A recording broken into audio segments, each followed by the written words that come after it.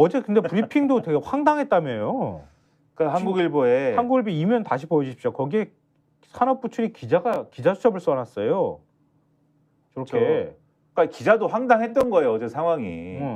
가스전 의혹 푼다면서 자원개발사 자료 내민 정부지 않습니까? 네. 이게 무슨 내용이냐면은 일요일 오후 10시쯤에 산업통상자원부 출입기자단의 갑작스러운 일정이 알려졌고 10일 오전에 산업부 2차관 주재로 이 관련 백브리핑을 한다는 긴급 공지였다. 네. 그래서 계속 액트지역 관련 의혹이 제기되고 예산이라든가 이런 시추 사업의 현실성에 관한 질타 문제 제기가 끊이지가 않으니까 차관이 직접 설명을 하겠다라는 취지였다. 그래서 그 일정에 가야겠는데 백브리핑 불과 2시간 앞두고 자료를 줬는데 산자부가 국내 자원개발 역사와 자원개발 생태에 관련 내용이더라라는 내용입니다. 그러니까 정부 관계자가 그걸 주면서 이렇게 얘기했대요. 네. 이게 우리가 동해 심해 가스전 개발 현황에 대한 자료도 준비를 하고 있는데 시간이 없어서 일단 이거 드릴게요. 이렇게 얘기했다는 거예요. 그러니까 기자 입장에서는 이 브리핑에서 질문을 하고 자기도 준비를 해야 되지 않습니까? 네. 그럼 정부가 오늘 뭘 얘기한다는 거에 대해서 이걸 자료를 주고 준비를 할 수 있게 해줘야 되는데 네. 그게 아니라 왕년에 우리가 이렇게 했어요라는 역사를 줬다는 거예요. 그러니까 뭘 준비하라는 거냐. 산유국의 꿈을 키우라는 얘기지. 그래서 기자한테. 기자들이 이례적으로 산업부의 백브리핑에 보이콧을 선언을 했답니다. 그러니까 국민적 관심사가 높은 사안인 만큼 정부가 직접 명확한 입장을 설명하겠다라는 거려면 네. 그 자세는 높이 사지만 현재 논란이 된 민감한 내용에 답하기보다는 부실한 자료를 내놓고 일단 기자들을 불러 모아서 일방적으로 정부 입장만 밝히려는 모습은 논란을 잠재우기 위한 궁여지책이라는 의구심이 떠나지 않았기 때문이다라는 설명인데 그러나 어쨌든 우여곡절 끝에 브리핑은 진행이 됐고 이 차관이 90분 동안 열심히 설명을 했다. 그리고 뭐 죄송하다 사과한다라고 했는데 예. 결국은 어쨌든 뭐 이게 충분히 설명은 안 된 거 아니냐. 예. 그래서 정부는 이런 장밋빛 미나나 전망이 아니라 영일 말 유전의 불확실성을 씻어낼 해결 방안을 내놓아야 된다. 그리고 올해 말 시작을 한다는 시추 계획이 차질 없이 이행되기 위해서도 필요한 재정 마련 방안과 방법론도 구체적으로 제시를 해야 된다. 논란을 어떻게든 감싸려는 안일한 인식으로는 지금의 혼란을 잠재우기가 어려워 보인다. 기자가 이렇게 지적을 하고 있어요. 이런 시각으로 기사를 좀 더 잘 쓰면 참 좋겠다 이런 생각은 들긴 하는데 이 기자는 지금 산업부에 출입을 하는 거지 않습니까?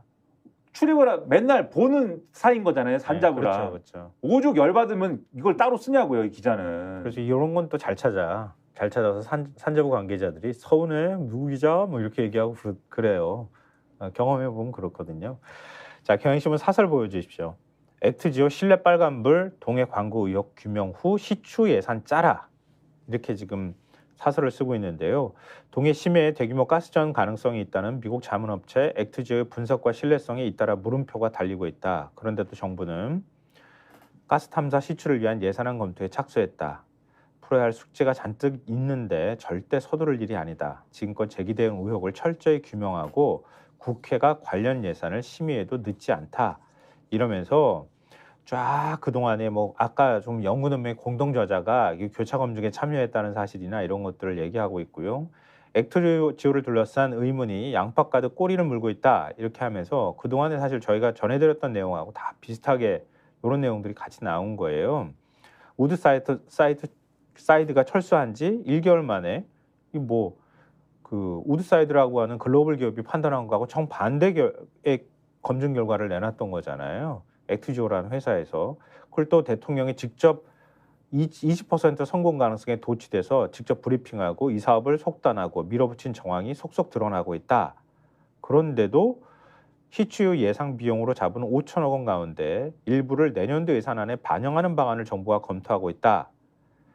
해외 유세 신용평가 기관이나 금융도 동해 광고의 매장 여부에 대한 판단은 미온적인 상황에서 김칫국부터 마시는 셈이다. 이렇게 비판하면서요.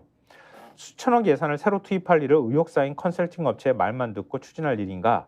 액트지오가 내놓은 분석 결과를 교차 검증하고 제기되는 의혹을 해소한 뒤에 예산안을 마련하는 게 순서다.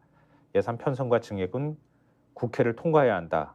국회는 정부의 예산 편성 방식, 액트지오 신뢰성, 시추 사업의 타당성 등을 철저히 검증하고 시추 예산을 확정하기 바란다. 이렇게 사설을 쓰고 있습니다. 참, 이거 앞으로 갈수록 태산일 것 같아요. 제가 볼 때는.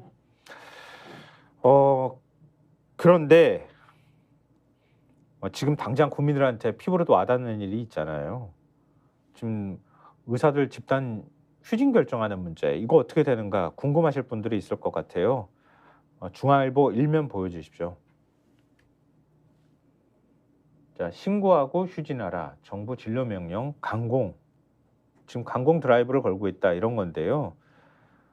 중앙일보 1면 기사하고 동아일보 1면도 동아일보 1면은 굳이 안 보여드려도 될 것 같고요. 중앙일보 1면 기사 내용은 그거예요.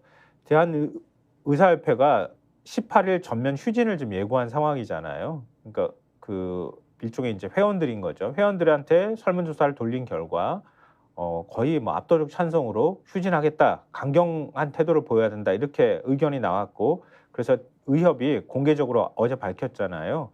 아니 그저께 밝힌 거죠. 오는 18일 전면 휴진을 하겠다 이렇게 밝혔는데 정부가 어제 전국 개원을 대상으로 진료 명령과 휴진 신고 명령을 내렸습니다. 또 의협의 공정거래법 위반 여부를 검토하겠다는 입장도 지금 밝힌 상황인데요. 중앙일보도 이 소식을 전하면서 의료계, 정부, 의정 갈등이 다시 강대강 대치 국면으로 치닫고 있다 이렇게 얘기를 하고 있습니다. 어제 조기용 보건복지부 장관이 의사 집단행동 중앙재난안전대책본부 회의를 주재하면서 의료법에 근거해 개원에 대한 진료 명령과 휴진 신고 명령을 내린다. 그리고 국민 생명과 건강을 지키기 위한 필요한 최소 조치다. 이렇게 밝혔습니다. 의료법 59조에 따르면 보건복지부 장관이나 시도지사는 국민보건의 중단 위해가 발생하거나 그럴 우려가 있으면 의료기관이나 의료인에게 이런 명령을 내릴 수 있습니다. 그러니까 지금 그 휴진 신고 명령도 지금 내린 상황인데 이건 관내 휴진율을 미리 확인하려는 차원이라고 하는데 지금 휴진율이 상당히 높을 거라고 하잖아요.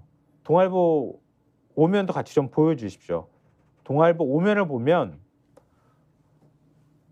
저기 중간에 들어가 있는 기사예요.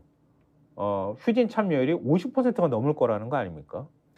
그러니까 이 동아일보의 경우에는 정부가 어제도 속보로 전하면서 말씀드렸는데 지금 이제 이 조기용 장관의 이러한 대응은 예상보다 강한 대응이다 이렇게 어제도 평가를 했잖아요. 네. 근데 왜 이렇게 강하게 나오냐?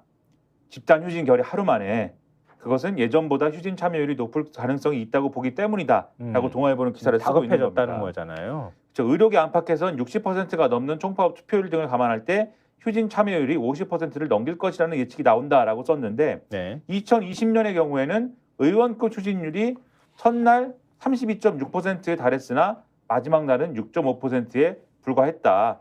너무 제가 홍보를 정치권색. 예.